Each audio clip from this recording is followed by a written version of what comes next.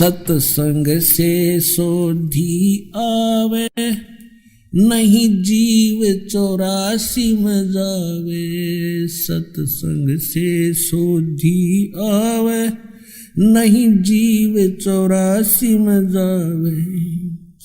अब मेटो द्वेष और राग, हो राग या उम्र बतेरी जाली। अब मेटो द्वेष और राग, हो राग या उम्र बतेरी जाली। अब जैसे प्रत्येक व्यक्ति का यही उद्देश्य और आशा होता है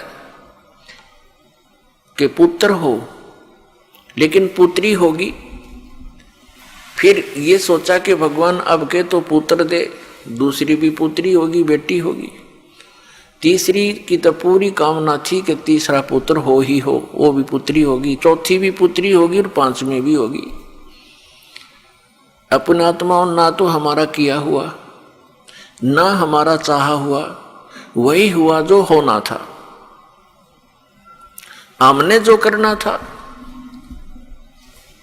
उसका ज्ञान होता है सत्संग से। सत्संग हमें सुनने को मिला नहीं, हम आजीवन एक पेट के निर्वाह की व्यवस्था में ही सारा जीवन व्यर्थ कर कर चले जाते रहे।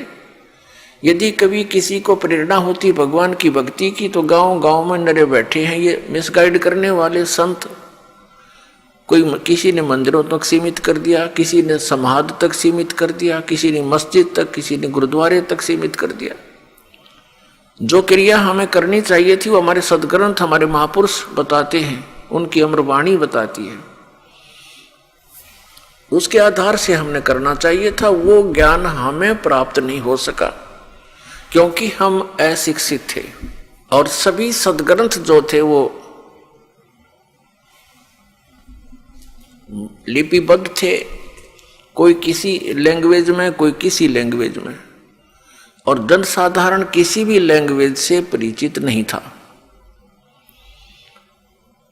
जैसे पवित्र चारों वेद, पवित्र श्रीमद् भगवत गीता और पवित्र पुराण, ये सभी संस्कृत भाषा में लिपिबद्ध थे। और जनसाधारण संस्कृत भाषा को नहीं पढ़ता था, उनको अधिकार भी नहीं था पढ़ने का। केवल एक ब्राह्मण वर्ग ही संस्कृत पढ़ने का अधिकारी था, और बाकी जनता ये सिरदर्द भी मोल लेना नहीं चाहते थे कि भी ये ठीक है, महापुरुष हैं, संस्कृत पढ़ते हैं, वेदों गीता और पुराणों को इन्होंने पढ़ा है, जाना है, और ये हमें जो बता रहे हैं वो सही है क्योंकि ये संस्कृत के ज्ञाता है।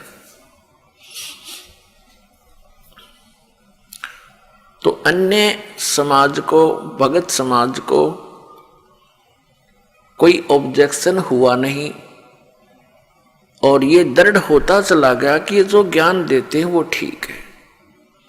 और जितने भी संत महात्मा थे पहले वो सभी एक ही ज्ञान देते थे कि श्री ब्रह्मा, श्री विष्णु, श्री शिव जी ये अजरो अमर हैं, सर्वेश्वर हैं, महेश्वर हैं, मृत्युंजय कालज्य, इनकी उपमा किया करते थे।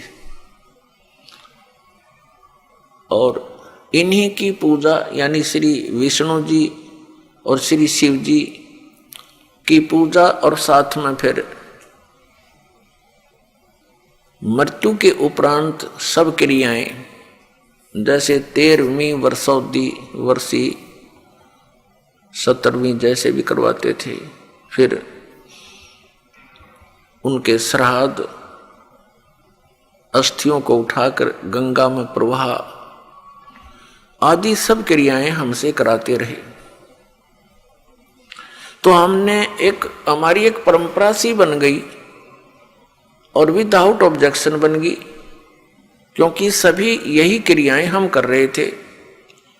और सभी महापुरुष जो भी प्रवचन करता थे, सत्संग किया करते थे, इन्हीं की, सुदामा और श्री कृष्ण जी की, श्री राम और भीलनी की, और रावण के वध की, कंस के वध की, ये कथाएं हमें सुनाया करते थे और हम सुनते रहते थे, अच्छा लगता था। और हमने यही मान रखा था कि सब ज्ञान जो ये बता रहे हैं महापुरुष, ये सदग्रंथों से ही बता रहे हैं।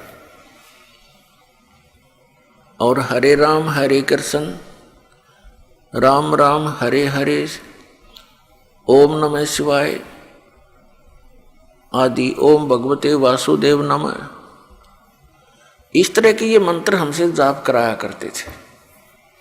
कुछ एक व्यक्ति थे, वो ये कहते थे केवल एक ओम नाम का जाप करना चाहिए और मंत्र नहीं जपने चाहिए।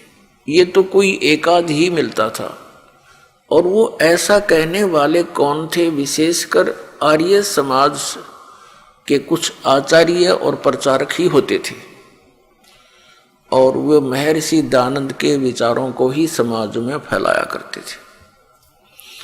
और महर्षि दयानंद खुद ओम का जाप करने के पक्ष में नहीं था। आपको बहुत बार दिखाया है, दिखाएंगे समय आने पर।